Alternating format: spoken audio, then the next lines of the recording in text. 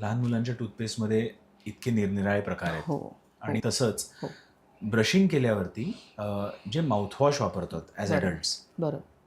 लहान मुलांची टूथपेस्ट कुठली वापरावी आणि ॲडल्ट्सनी माउथवॉश वापरावं का? सो आपली टूथपेस्ट त्यांना डेफिनेटली देऊ नये, कारण आपल्या टूथपेस्टचं कॉम्पोजिशन वेगळं आहे. So 0 to 6 years it has to be fluoride free toothpaste, okay. कारण ते इंजेस्ट करतात. त्यांना ना चूळ भरणं, ती थुंकणं हे मेकॅनिझम माहिती नसतं. So it has to be, म्हणजे आता या स्पेसिफिक ब्रँड्स अवेलेबल आहेत. You can choose which your brand is according to your comfort. त्याच्यामध्ये जनरली एक असा भीषण स्ट्रॉबेरी फ्लेवर लाल रंगाचा येतो, बॉईज करता ब्लू रंगाचा येतो. So composition is similar, you can choose which ever you want. Transition stage म्हणजे 6 to 14 इयर्स फ्लुराईड असलेली टूथपेस्ट वापरावी. ओके. फ्लुराईड काय करतं, जे इनॅमल मगाशी आपण बोललो ना, सो हायड्रॉक्सी ॲपेटाईट हा जो कॉम्पोनंट आहे त्याच्याबरोबर फ्लुराईड एका लिमिटेड अमाऊंटमध्ये जर का आपण देऊ शकलो तर that enamel become stronger.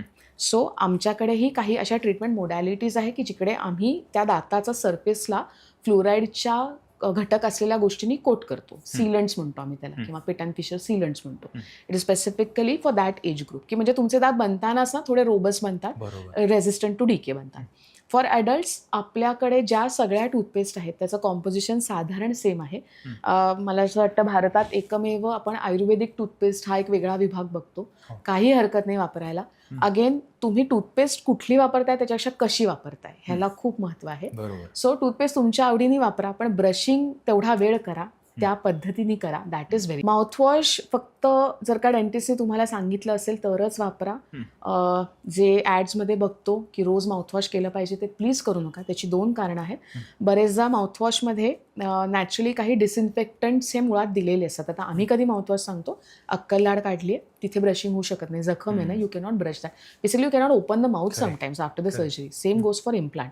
So तेव्हा क्लोरहेक्झिडिन असलेला एक माउथवॉश असतं, ते आम्ही वापरायला सांगतो, की ज्याच्यामुळे ती जी जखम आहे ती लवकर भरून येते, इन्फेक्शन फ्री राहते, जखम चिघळत नाही. सो त्याचा साधारण कालावधी असतो की 8 ते 10 दिवस आम्ही ती वापरा सांगतो. मग आमच्याकडे ऑफकोर्स बोलवतो, we examine.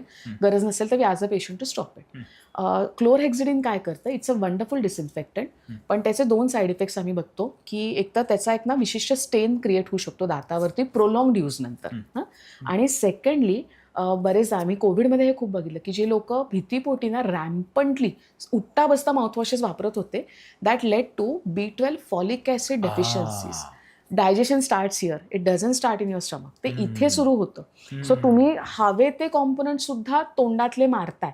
Good bacteria, bad bacteria हे सगळ्यांना आता माहिती की आपण प्रोबायोटिक्स घेतो, प्रीबायोटिक्स घेतो, त्याच्यात इतके गोष्टी आहेत.